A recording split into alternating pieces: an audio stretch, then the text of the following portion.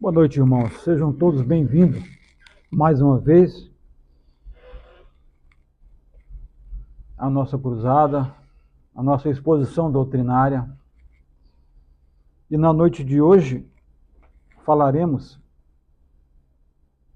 sobre uma passagem do Evangelho segundo o Espiritismo, chamada O Cristo Consolador.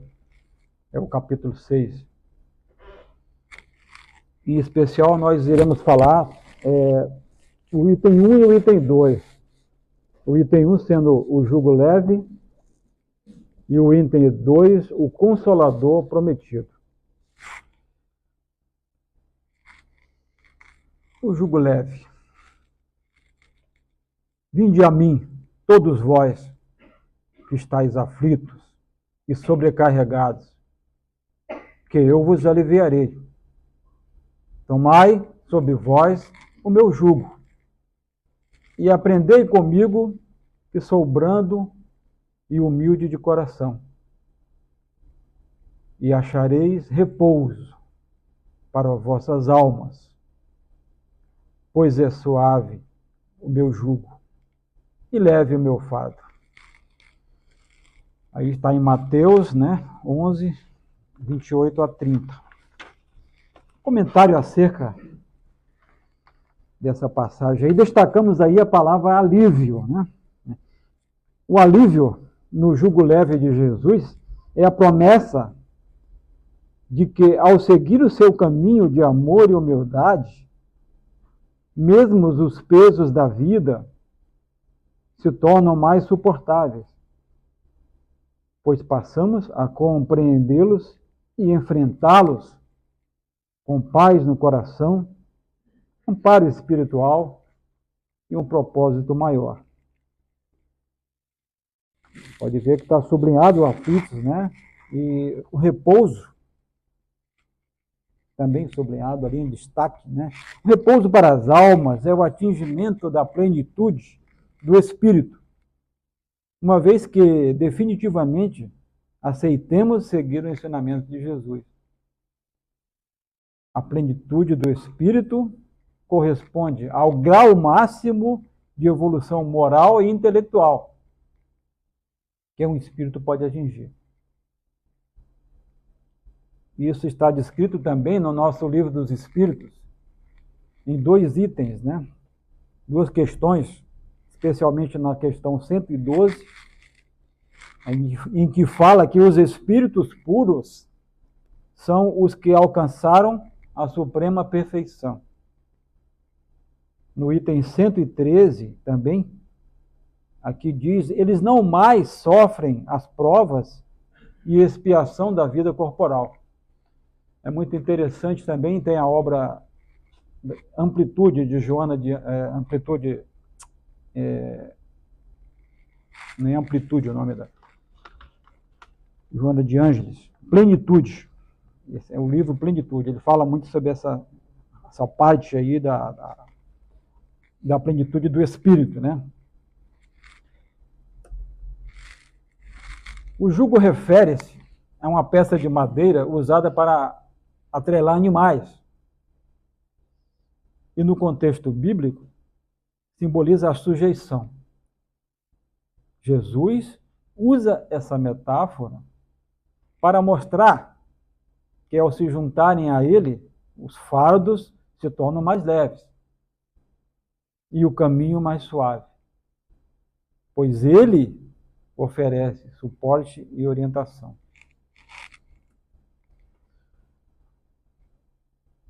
A condição colocada por Jesus, a consolação, é o cumprimento da lei ensinada por ele. Então, aquela consolação que nós temos através de Jesus pressupõe que haja, de nossa parte, uma resposta, que seria o cumprimento da lei ensinada por ele. O jugo é leve e a lei é suave, uma vez que impõe o amor e a caridade. Vejam bem, o amor e a caridade, tão importante, a nossa terceira revelação, a doutrina espírita, Fora da caridade não há salvação. Então, já adiantando a nossa terceira revelação. Estou fazendo aqui uma relacionando esses tópicos aqui, ó, falamos sobre a consolação dos sofrimentos. Elas pressupõem que nós tenhamos uma fé no futuro e uma confiança na justiça de Deus. Não poderia simplesmente o Cristo nos consolar sem nos estimular a avançar, a progredir, porque sabe Ele a que estamos destinados. E sabe Ele que não há felicidade perene e duradoura. Longe dessa progressão, distanciados da evolução, da dinâmica da vida, que é o eterno renovar-se, o eterno aperfeiçoar-se.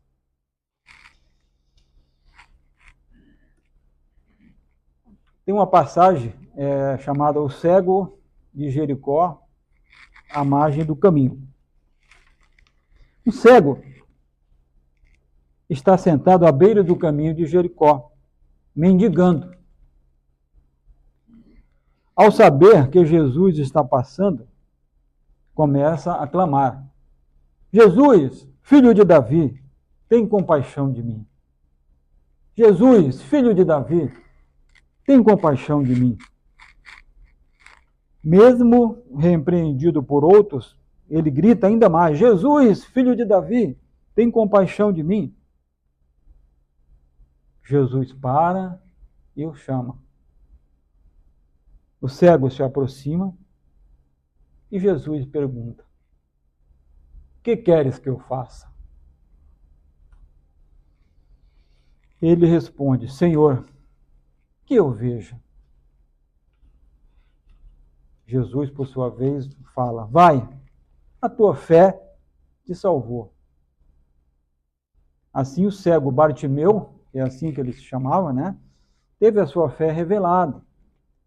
Ele confiou na justiça divina e, principalmente, ele seguiu Jesus.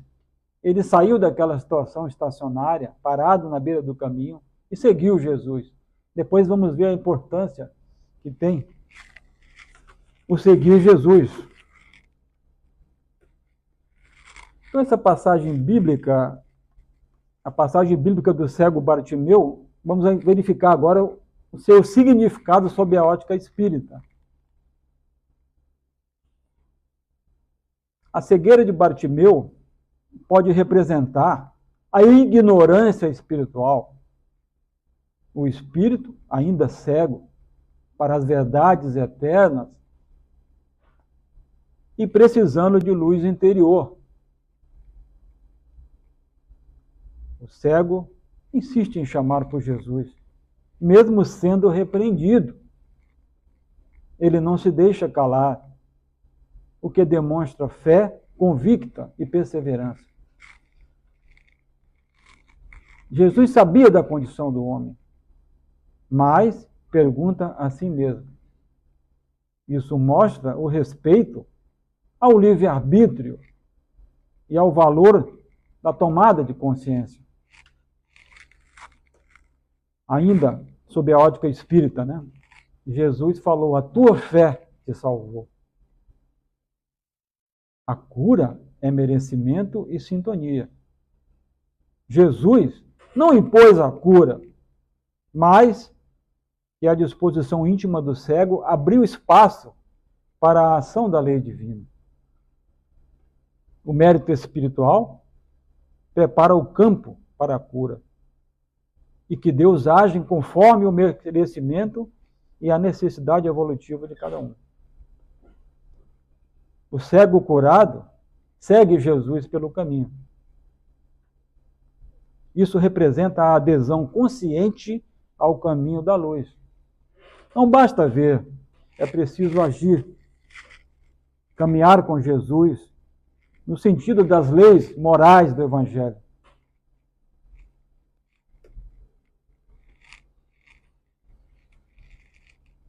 No Evangelho de João, João 14, nós temos aí, agora sobre o Consolador prometido, né? Diz aí o Evangelho: se me amais, observai os meus mandamentos. E eu rogarei ao Pai, e ele vos dará um outro Paráclito, Consolador, para que fique eternamente convosco. O Espírito de verdade, a quem o mundo não pode receber, porque não vê, nem o conhece, mas vós o conhecereis, porque habitará convosco e estará em vós. Não vos deixarei órfãos, voltarei a vós. Observe aí nessa situação, e Cristo, após desencarnar, após a paixão, já prevendo a paixão, né, o seu desencarne, ele lembrou aos seus discípulos, né? Não vos deixarei órfãos, não vos deixarei órfãos, voltarei a vós.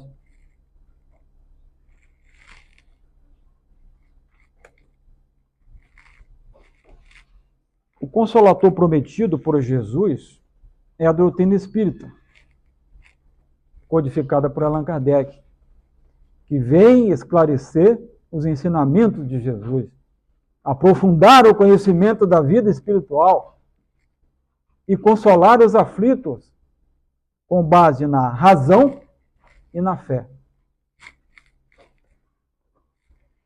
Uma breve recordação sobre as revelações, temos na primeira revelação com Moisés, naquela ocasião em que os hebreus estavam fugindo da escravidão no Egito, né? E Moisés teve que discipliná-los. Havia necessidade de discipliná-los, havia culto a vários deuses, não havia uma unicidade, uma uniformidade, e foi necessário que Moisés colocasse em ordem. Então Moisés representa a lei de justiça, baseada na autoridade e no temor de Deus. Daí trouxe os 10 mandamentos. Então, a primeira revelação a Moisés. A segunda revelação a Jesus, que representa a lei do amor, da caridade e do perdão. Jesus não aboliu a lei moral de Moisés, mas a aperfeiçoou e espiritualizou. E a terceira revelação nós temos é o Espiritismo, codificado por Allan Kardec. Ele representa a lei da verdade, unindo a fé e a razão. Veio pela ação dos espíritos superiores, através de médiuns, e foi organizada, codificada por Allan Kardec. Hipólite Léon Denisard Rivail, nosso Allan Kardec, professor, que no começo titubeou até, não acreditava. A gente lembra da passagem, né? Na Europa, as mesas girantes, aqueles eventos em que até o próprio Kardec dizia como pode mesas falarem, né? E que a convite de 2 amigos espíritas passou a observar com mais cuidado aquelas mesas que se mexiam e percebeu algo, um princípio inteligente naquilo. E dali foi o começo da investigação dele, né? E depois, através do Espírito de Verdade e várias revelações, espíritos localizados em várias partes do mundo onde era impossível haver uma comunicação, Kardec selecionou aquelas palavras que faziam algum sentido, ele juntou, codificou. Aquilo que não estava muito fora de um sentido lógico, ele separou. E aí chegou a onde nós todos sabemos, né? A codificação da doutrina espírita.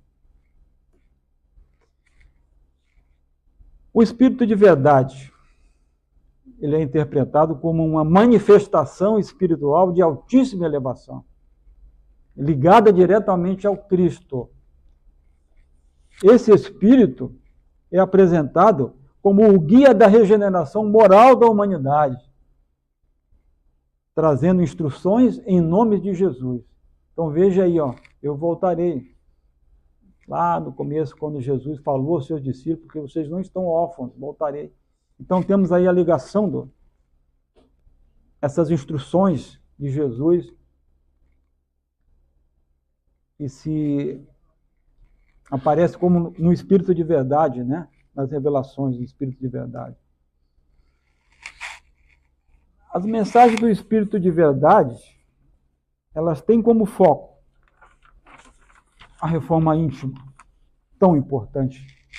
É a hora em que a gente tem que olhar para dentro de nós mesmos e nos modificarmos, nos afastarmos dos vícios, o egoísmo, o orgulho, a inveja, esses vícios que atrapalham a nossa caminhada. Nós estamos aqui na Terra para progredir. Tem a lei do progresso, tem as leis morais, a lei do progresso. Temos que sair daqui melhor do que quando aqui chegamos. Como fazer isso? Um filósofo da antiguidade dizia: conhece-te a ti mesmo. Sócrates já falava isso. Temos que voltar para dentro de nós mesmos, refletir sobre esses vícios que nós temos e que temos que modificá-los, afastar esses vícios de nós. Também como foco, o Espírito de verdade tem a vivência do amor e da caridade. Como podemos observar aí, a Madre Teresa, né, em torno das crianças, não precisamos chegar a tanto, né, como foi esse espírito tão iluminado, como foi a nossa Madre Teresa de Calcutá, né? Mas precisamos também lembrar que a caridade é importante. Não só a caridade material. Apenas um olhar naquela pessoa que está ali, como vemos agora no dia a dia, muitas nas calçadas, abandonadas, morando ali na rua. Muitas vezes a gente passa e ignora. Então, a caridade é o olhar, perceber que aquela pessoa está ali, se aproximar dela, conversar com ela, dar um sorriso para ela. Como foi o seu dia hoje, meu irmão? Tão importante quando a gente dá uma comida, um alimento ou um dinheiro para que ele possa comprar algum alimento, também é a gente olhar, dar atenção àquela pessoa. É muito importante. Muitas vezes ele ganha o dia dele contigo. Poxa, alguém percebeu que eu existo. O amor, né? Não precisa falar muita coisa. Foi a nossa segunda revelação que Cristo trouxe. Se o amor fosse realmente predominante no mundo, nós não teríamos o que está nós não teríamos o que está acontecendo no mundo hoje, essas guerras lá na Ucrânia, na faixa de Gaza, onde o homem só pensa em si, em se sobrepor sobre o seu semelhante. É a maior lição de todas. Onde há o amor, não precisa mais nada. Mas Cristo foi que trouxe, sendo a segunda revelação conhecida pela nossa doutrina, a segunda revelação, ele nos trouxe o amor, que é tão importante para nós. E por fim, também como foco, temos a preparação da humanidade para uma nova era espiritual. Então o Espírito de verdade traz também essa visão que nós estamos vivendo uma transição planetária. Nós viemos de mundos primitivos, estamos agora num planeta de provas e expiações, e iremos a um planeta de regeneração. É importante a gente saber, então, essa nova era que se encontra, está por vir aí, que é o nosso caso. No nosso caso, seria o planeta de regeneração.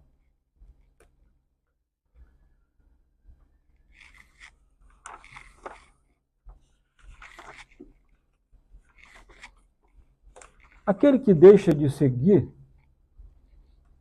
e fica à margem do caminho,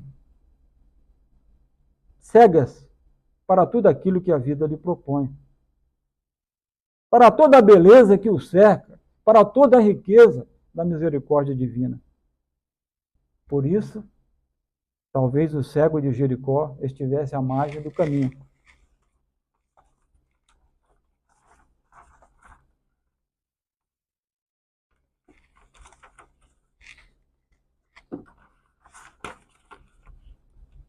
Se alguém, eu tirei essa passagem de João 8,12, que também diz respeito a seguir, né, Jesus. Se alguém me segue, não andará em trevas, mas terá a luz da vida. Está em João 8,12. A fala de Jesus não poderia ser apenas consolo sem convite à transformação.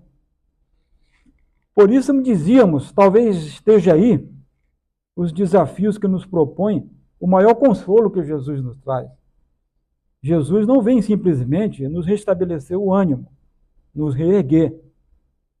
Jesus nos convida a caminhar. Por isso, talvez, tenha ele dito aquele paralítico, que está narrado no Evangelho de João, no capítulo 5. Se não me engano, o irmão Fernandes até já comentou isso aí em sua exposição. O paralítico que ele encontra junto ao tanque de Betesda é uma pessoa que há 38 anos era paralítico. E diz que aquele tanque em que chegasse um paralítico e fosse colocado naquela água daquele tanque, a água começava a borbulhar e ele seria curado. E Jesus chegou junto ao paralítico, né? E falou o seguinte: levanta, toma o teu leito e anda. Jesus não disse simplesmente levanta. Isso seria apenas consolar. Ele amplia e nos diz: levanta, toma o teu leito e aprenda com o que essa experiência até agora te proporcionou. Leve consigo essa experiência que te trouxe aprendizado. Por isso, toma o teu leito, cresça com ela, com essa experiência. Leve-a consigo no coração, na mente, na forma daquilo que pode aprender com ela. E avança para todos os horizontes, para novos paradigmas. Todos aqueles que deixam de andar se tornam paralíticos, no sentido espiritual. Adoecem, perdem o equilíbrio, a sustentação. Porque na vida, o equilíbrio, a luz, as encontram aqueles que não deixam de avançar. Aí temos nosso querido mestre nos convidando. Vamos caminhar?